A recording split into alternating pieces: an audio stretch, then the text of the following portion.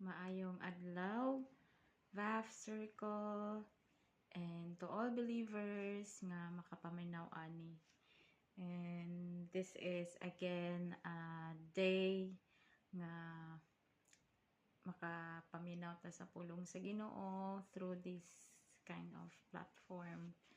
And grasya sa Ginoo igsoon higala na agihapon tay desire nga makatudlo bisan sa online lang o somehow maka-reach out ilabi na sa mga dili kasimba, dili makapaminaw sa pulong sa Ginoo nya gusto ka maminaw og binisaya ra, hala welcome ka dinhi. Alright, so before ko nag-film aning video igsoon higala, I was praying already, and I hope that God will help us understand His Word. Labi na nga magapanglihok ang iyang balang espiritu sa ato samtang magapaminaw kita.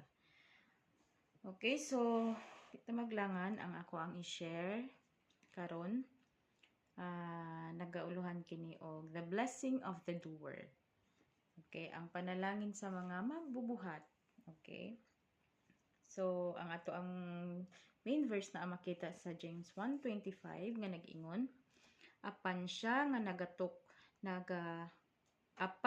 nagatanaw sa hingpit nga kasuguan, ang kasuguan sa kagawasan ug sa ingon nagapadayon nga dili magpapanimati lamang nga malimtanon kundi magtutuman sa buluhaton, kini siya mabulahan sa iyang mga buhat. Ang Diyos magapanalangin sa iyang mga pulong igsoon. Sa King James Version, nag-ingon siya dinhi. But he who looks into the perfect law of liberty and continues in it, and is not forgetful hearer, but a doer of the work, this one will be blessed in what he does. Akong pangutana. Unang pangutana nako. Have you ever did something and have given all your best, but still everything you did worth nothing or does not make sense? Nang gibuhat na gud nimo tanan, pero later on na-realize ni murag wala man ni pulos akong ginahimo. Murag wala may sense ning akong ginahimo. Okay, so I hope na matubag nato na as we continue to hear from the Word of God. Okay? Natay duha ka punto nga dapat natong hinumduman igsoon higala. Ay hata mo suta kung unsa ang panalangin sa mga magbuhat or sa mga doer sa Word ni Lord. Una natong hinumduman, dili ta mahimong kaning ginatawag nga doer sa Word ni Lord kung wala pud ta kabalo o wala ta kasabot sa pulong sa Ginoo or sa balaod sa Ginoo. Tama ba? Dili nato na mahimo nga matuman kung ignorante ta sa pulong sa Ginoo. So unang punto, know the perfect law of liberty. Christ's law. Unsa man ang Christ law? Unsa man ang law ni Hesukristo? Okay? Kung magbasa ta sa full gospel, wala joy laing gina-mention ana kanunay sa Ginoo, the law of grace and love. Okay? Kay nga naman, daghan kaayog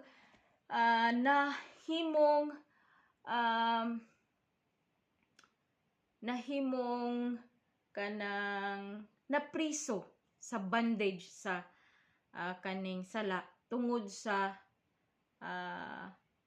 Moses, tungod sa law ni Moses, no?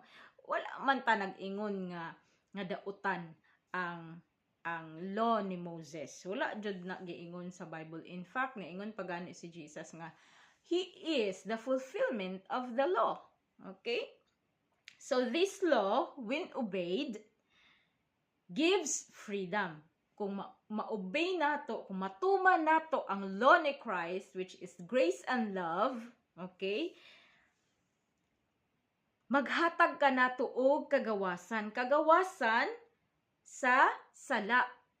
Dili kagawasan nga magpakasala. Okay? Kagawasan sa sala, dili kagawasan nga magpakasala.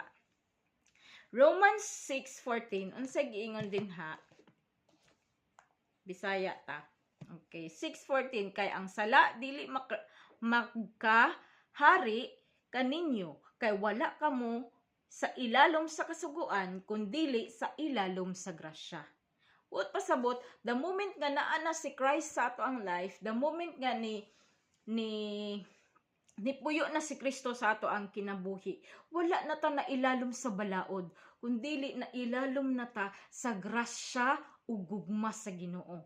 It means to say, dili na nimo need ang balaod. Nganuman, easy na kaayo na nimo himuon. Nganuman, ang atong motivation na sa pagtuman sa sugo sa Ginoo is ang iyahang grasya ug ang iyahang gugma. No? Example, tagaan ta mong example. Nahimo man jud tang nahimo man jud tang kaning mga bata. Nakaagi man jud tag bata. Unsa may feeling nga nituman ra ka sa imuhang mama og papa nga mulungag, muhugas og plato, kay kung dili ka mutuman ana, dili ka manilhig, dili ka maglimpios balay, kabalo ka unsay mahitabo sa imuha? Bunal og hangir kaha or bakus. Okay? So mauna ang ato ang hulagway kung nailalom ta sa law. Mutuman ta kay hadlok ta sa punishment. Sa law ni Christ, sa law ni Jesus, pag once nga na-live out na nato ang grace and love sa ato ang kinabuhi nga naa si Kristo, ang ato anang motivation ana nga mutuman tungod kay nahigog mata. O balik ta sa atong example. Isn't it wonderful nga mutuman ta ni mama ug papa nga manilhig, maghugas og plato, maglungag sa saktong oras, manglimpyo sa balay tungod kay gihigog man nato sila? Isn't it kanang fulfilling? Nagets na ninyo ang law ni Christ nga grace and love? So mao ni gusto sa Ginoo nga makita sa ato ang kinabuhi. Right? And sa pag-iingon sa 7:4. Romans 7:4.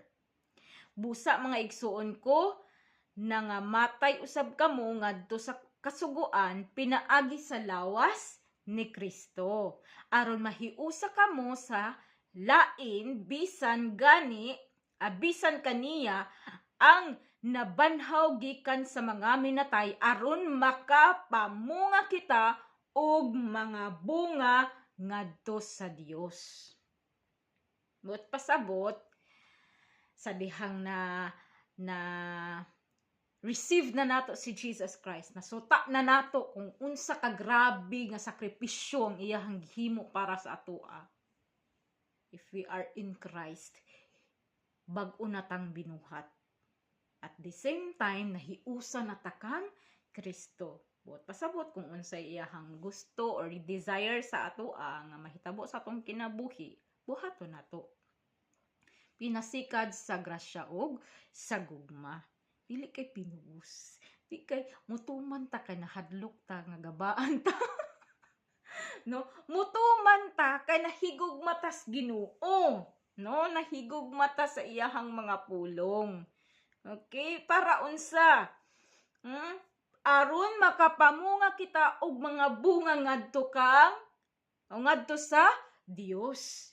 Ut pasabot, dili lang kay kutob lang ta sa pag-believe sa iyaha, dili lang kay kutob lang ta sa pag-receive kang Christ, dili lang kay kutob lang ta sa hangtod sa bautismo. gusto sa Ginoo nga mamunga ta. Una-una mamunga ta sa unsa man maayong binuhatan. Kung sa una nga wala pa si Christ sa ato ang kinabuhi, grabe kay ta makapamalikas, grabe kay ta makapanghimaraot sa uban, grabe kay ta makabuhat og mga dili maayong butang. Karon nga naanata kang Kristo, dili na makita sa atoa kundi ang bunga na nga mga maayong butang diha kang Kristo. Okay? 1 Corinthians 9:21. Sige nga din ha, ni adtong atoa sa gawas sa kasuguan, ingon sa atoa ako sa gawas sa kasuguan, dili kay walay kasuguan ngadto sa Dios, kun dili sa ilalim sa kasuguan kang Kristo aron makabig ko ang mga atoa sa gawas sa kasuguan. Si Apostle Paul ningon siya din ha nga kinahanglan nako mukuan mo pailalom sa ilaha. Mo pailalom kung asa sila dapit.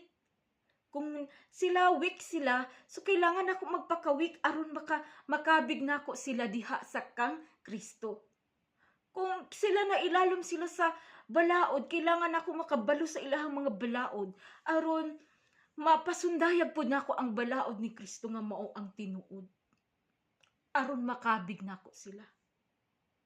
Muadto ko sa lugar nga lahi og lingwahe, kailangan makatuon pud ko sa ilang lingwahe aron makabig nako sila diha sa grasya ug gugma sa Ginoo. So yung ana ang gibuhat ni Apostle Paul. Sa paygiingon sa Galatians 5:1. Alang sa kagawasan, gigawas kita ni Kristo, busa paglig-on kamo og dili magpasagaron dili magpasangon pag-usab sa yugo sa pagkaulipon. Okay. So sa dihang naanata sa kagawasan diha kang Kristo, nagwarn si Apostle Paul nga unsa nga dili na ta magpasangon usab sa yugo sa pagkaulipon. Kung basahon ninyo ning Galatia, nangasaba si pastor, si Apostle Paul ani kay nga naman that time si Peter, if I'm not mistaken, siguro sa chapter 2, kikasab-an niya si Peter, gisermonan niya si Peter kay nga naman nagsalig siya kay naa ang grasya sa Ginoo, nagsalig siya kay naa ang freedom nga gihatag sa Ginoo, gigamit to niya nga rason nga unsa nagpakasala, makighugoy-hugoy noon siya sa binuhatan sa mga hintil. So dili jud ay na sa una pa daay ning kuan, sa una pa daay ning kaning usahay mga leader nga imbis na nauna na maupay sa lawayon. No, si Apostle Paul nangasaba ana na time. Nangasaba siya ana na time kay nakita niya nga instead nga sila man unta mga Jews, tinuod na mga Jews ang mag-lead sa mga hintil nga musunod diha kang Kristo. Sila na noon ang nahimong stumbling block, sila na noon ang nakita sa mga hintil nga nakighugoy-hugoy, nga okay ra day na buhaton, okay ra day na buhaton sa mga Kristohanon o buhaton sa mga nagatuo kang Kristo. Okay? So giwanta ni Apostle Paul nga dili na tamag paulipon sa yugo dili na ta magpasagon sa yugo sa pagkaulipon. Dapat wala na sa atoa. Dili na to gamiton ang grasya ug gugma sa Ginoo para magpakasasa pud ta nga magpakasala. Mahigugbaon bitaw ang Ginoo, puno bitaw sa grasya ang Ginoo. Dili na mao ang ginamin ni Apostle Paul. That is really wrong. Okay, Jesus is the fulfillment of the law. Matthew 5:17. Daghan nag-ingon kuan kaning gi-abolish daw ni Jesus ang law of Moses. Wala, siya mismo nag-ingon 5:17, dili kamo magahuna-huna nga ako mianhi sa pagbungkag sa kasugoan kun sa mga manalagna. Wala ako muanhi sa pagbungkag kundili aron sa pagtuman. Okay? Siya ang katumanan sa kasuguan. Ikso ni Gala. Bisan pag mubalik tas unang panahon, walay ni isa nga nakatuman sa balaod sa Dios. And if you will go back to the Old Testament, nganong naa ang balaod, tungod kay nagpatuyang sila sa pagpakasala. Kana nagatuo na sila sa Ginoo. Kana naana na sila ay ginatawag nga experience kung unsa ang Ginoo. Pero tungod kay nakita sa Ginoo ang pagpakasala sa katawhan, gibutangan niya og balaod nga. Inyo pagani nang himuon, mauni ang inyong consequence. Ug unsa, dili mo makaduol, no?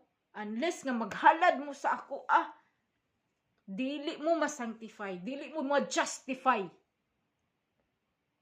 Pero sa pag-abot ni Hesukristo, siya tanan nag-ako. Namatay siya sa krus sa Kalbaryo alang kanato. Siya ang fulfillment sa law. So, kung kita magtotoo ta, mas nindot kaayo igsuon higala nga i-live out nato ang gugma ug grasya gikan sa Ginoo. Kay we don't need anymore nga sigig tan-awon ang law sa Ginoo. Nganuman ang grasya, ang gugma nga gikan sa Ginoo, mo'y magtukmod sa atoa, mo'y mag-lead sa atoa, mo'y mag-guide sa atoa nga uy, sayop ni di ganahan ani ang Ginoo. Diha kang Kristo, walay sa lawayong binuhatan. Nya nakahuna kag sa lawayong binuhatan. Una dai nimo, hala, grabe ra bang gihimo ni Kristo sa ako Dapat wala na ni sa ako Alright? So ang ato adapang dapat nga buhaton ug motivation is unsa? Ang grasya, ang gugma sa Ginoo. Mao ni atong tumanon. Ikaduha nga punto, be the doer and not the forgetful hearer. Ayaw og kutob lang sa dalunggan igsuon. It's no wonder nga dili ka mo grow spiritually. Kay every word na madunggan nimo gikan sa Ginoo, gikan sa imong pastor siguro, sa imong spiritual leader, kutob ra kas dalunggan. Wala ka nagahimo.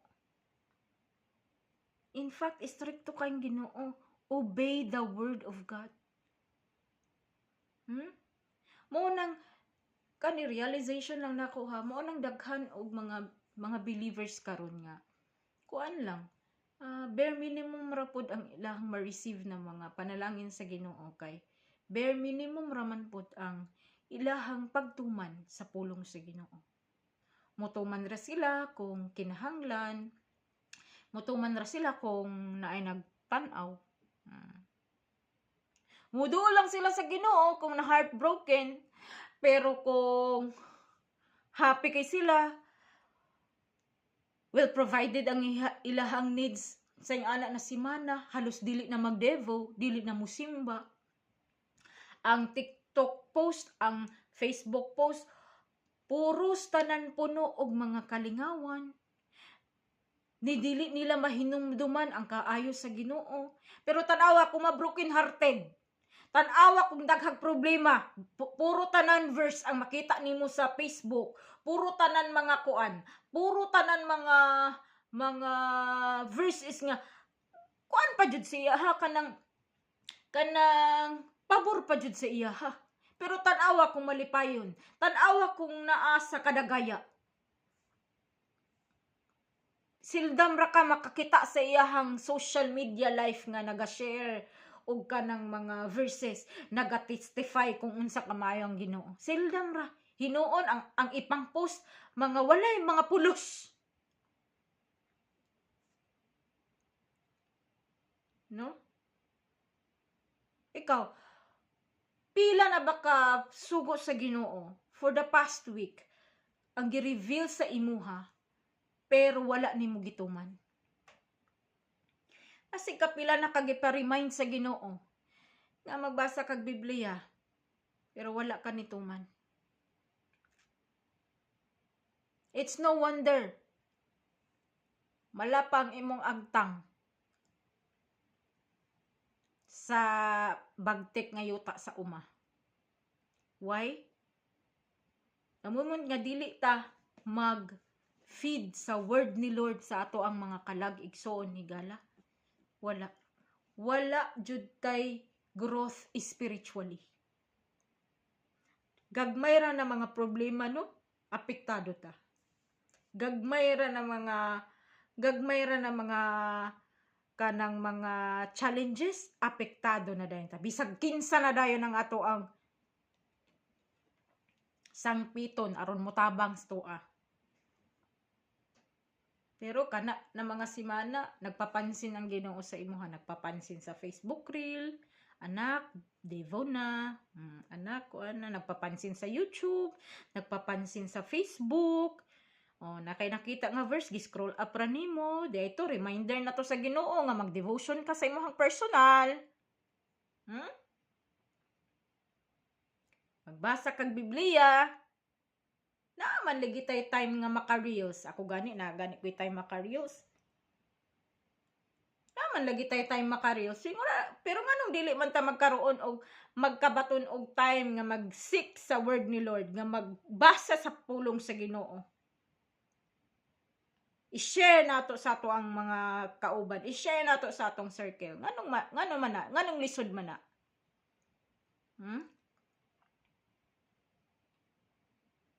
Mailhan ra na siguro nga wala pa ang grasya o gugma sa imuhang kinabuhi. Wala pa jud nimo na live out.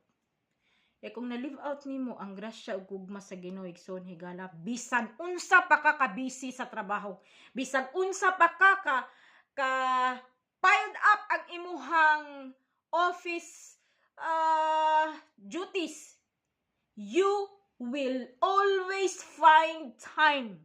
You will always make time with your King.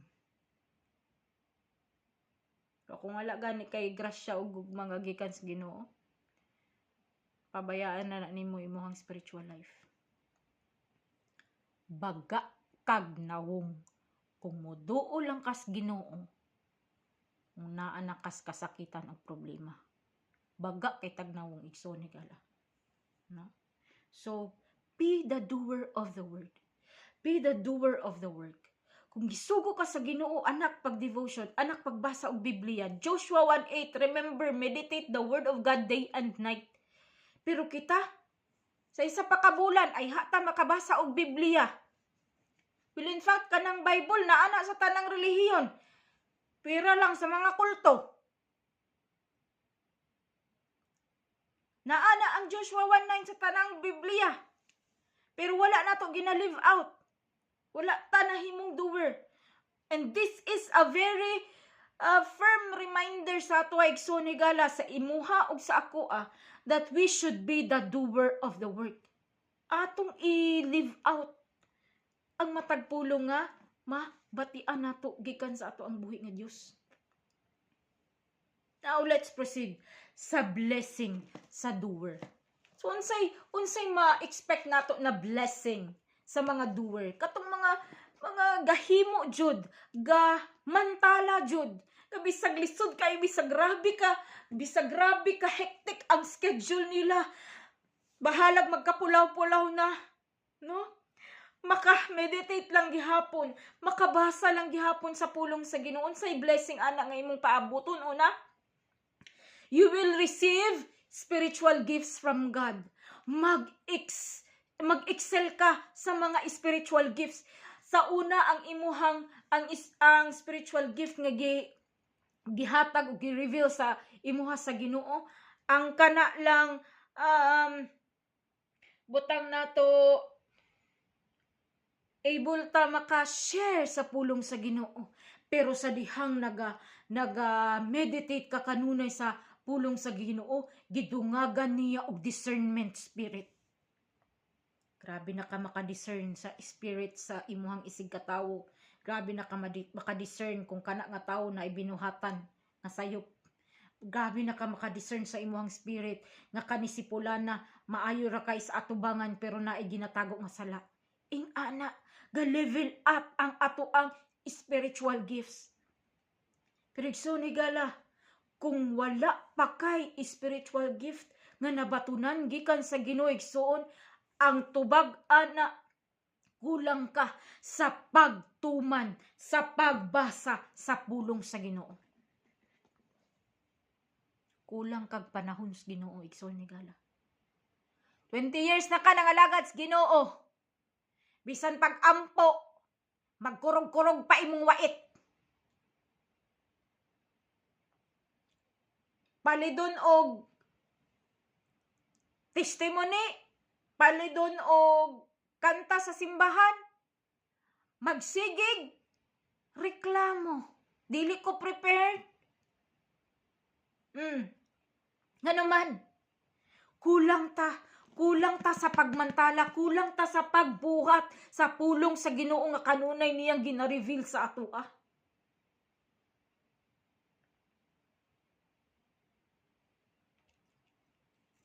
So kung naatay ginatawag nga doer character igsoon higala, magka-increase ang atoang spiritual nga kinabuhi. Magkadaghan ang atoang spiritual gifts.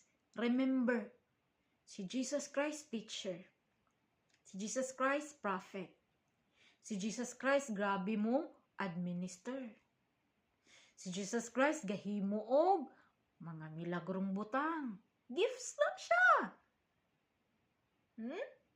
Jesus Christ, missionary. Gawali sa sinagoga. So ikaw, pila na ka-years nangalagad sa Ginoo.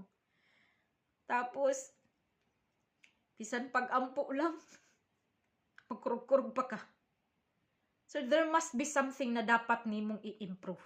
There must be something nga gipabuhat sa Ginoo sa imuha igsoon higala nga dapat nimong buhaton. Aron mo increase ka. Aron panalanginan ka og spiritual gifts. Ikaduha nga blessing, you will receive unexpected financial blessings, physical and material blessings. Unexpected. Wala nimo gina-expect nga mga blessing nga ing ana. Usahay baya i-test ang ato ang faith sa Ginoo. Pero ayaw ka, after nga mga testings na ay abundance. Pag once gani nga madasuta nimo nga murag gitest jud ka. Murag gitest jud lagi mo hang faith kung tinuod ba jud nga nagatuo kas Ginoo be, tumanon ba ni sa akong anak ang ako ang pulong. Igsoon higala. Sometimes i-allow sa Ginoo ang grabe kang mga shaky na mga situation sa ato ang life. For us to realize nga naa siya gina-prepare nga something great para sa imuha. Amen. Psalm 66.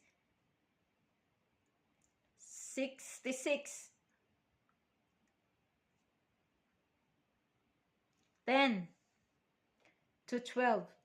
Kay gisulayan mo kami, o Dios, imo kami nga gisulayan ingon sa pagsulay ug sa lapi. Gisulod mo kami sa pukot, gibutangan mo og lulan nga masakit ang among mga hawak. Ikaw nagtugot sa mga tao sa pagkabayo sa ibabaw sa among mga ulo. Minglabang kami sa kalayo ug sa tubig. Apan! Ikaw nagdala kanamo ngadto sa usa ka dapit sa kadagaya. Di ba? Kanindot. Saman ka Lord, oy pahirapan pa ba nimo?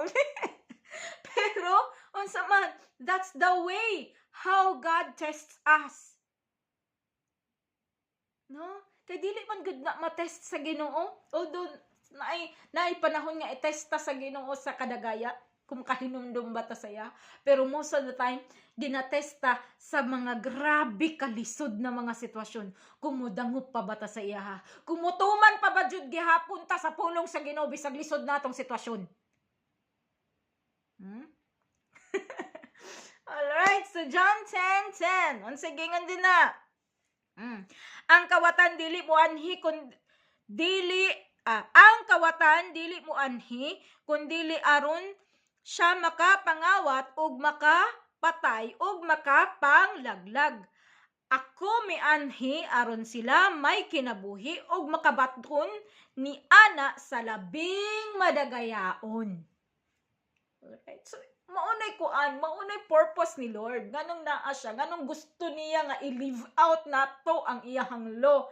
Nganong gusto niya i-live out ang grace and love nga gikan sa iyaha. Kay gusto niya nga bisan naa ta dinhis kalibutan, magmadagayaon ta sa tanang butang. Kanindot, no? Kanindot sa promise sa Ginoo. Proverbs 1:33. Proverbs 1:33. Apan bisan kinsa nga mamati kanako magapuyo sa kasiguruhan ug magmalinawon nga walay kahadlok sa kadautan. Tan-awa gud na. Bisan kinsa nga maminaw. Kung ikaw bago pa ka dinhi, igsoon higala tumana ra jud ang pulong sa Ginoo, ang sugo sa Ginoo, dawata siya nga imuhang personal nga Dios ug manluluwas sa Ginoo, tumanang iyang mga sugo. Ug magmalinawon ka igsoon, magkinabuhi ka mga malinawon, walay kahadlok. Bisan kinsa, promise na sa Ginoo, bisan kinsa nga mamati kanako magpuyo sa kasiguruhan. Naatay kasiguruhan, di na nato need og daghang bodyguards. Di na nato need og daghang mga sa panadiha, no? Para lang maprotektahan atong kawalingon. No need na. Kay nganuman, sa dihang naata kang Kristo, naata sa Ginoo igsoon higala, magpuyo ta nga walay kahadlok sa bisan unsang kadautan. Promise na sa Ginoo. Lastly, the blessing of the doer will receive the right to the tree of life. Buot pasabot, igsuon higala, ang pinaka-the best nga gift nga atong madawat. Unsa? Aha naman itong Bisayaan eh. Okay, basahan nato sa Revelation 22 verse 14. Behold, blessed are those who do these commandments, that they may have the right to the tree of life and may enter through the gates into the city. Buot pasabot, malangit jud ta igsoon kung magmatinumanon ta sa pulong sa Ginoo, masulat ato ang langit, masulat ang ato ang ngalan didto sa libro sa kinabuhi. Okay? Ang pangutana din ha. Kidawat na ba nimo si Jesucristo nga imong personal nga Dios ug manluluwas? Kung human na igsoon nasulat na ka sa libro sa kinabuhi. Apan ang pangutana, nakatuma na ba ka sa balaod sa Ginoo? Nakatuma na ba ka sa balaod ni Kristo? Then, no? Then, kung oo igsuon higala, hangtod sa imuhang kamatayon, naa kay right na makasulod sa gingharian sa Ginoo. Praise God. So, can we reflect for a while? How do we often live out Christ's law? Once a week? Once a month? Or every day? How do we often being the doer and not the forgetful hearer? Kapila ka na himong doer sa pulong sa Ginoo in a day, in a week? Matag revelation niya sa imuhang life.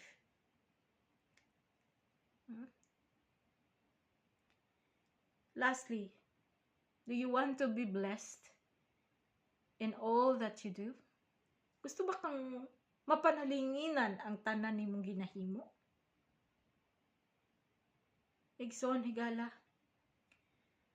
Mubalik ta sa pulong sa Ginoo, James 1:25. Apan siya nga nagatan-aw sa hingpit nga kasuguan, ang kasuguan sa kagawasan, ug sa ingon nagapadayon ha, nga dili magpapanamati lamang nga malimtanon, kundili magtutuman sa buluhaton, kini siya mabulahan sa iyahang mga buhat. Ora na sekreto, igsoon ni kala. Once we hear the word of God, continue doing it and living it out. Dili lang kay kutob lang ta sa dalunggan. Dili lang kay kutob lang ta sa oo. Dili atong buhato na nga adunay makita nga binuhatan sa atong kinabuhi. Basin mo na imuhang gihulat igsoon na gusto ka panalanginan sa Ginoo. Kay basin na apa siya'y gipahimo sa imuha nga wala nimo gihimo. Then reflect. If you pray before you sleep, ask the Lord, Lord, unsa man ang imong gipabuhat sa ako nga wala pa nako nahimo. I-remind ko, Lord, and I will do it. Kay gusto na ako, Lord, nga panalanginan ko nimo sa tanan akong pagabuhaton.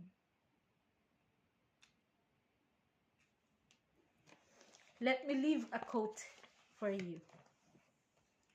The more we know Christ's law, the more we have the freedom to sin, show grace and love to those who need Christ. God bless sa iyang mga pulong igsoon higala, and be blessed by the word of God. To God be the glory.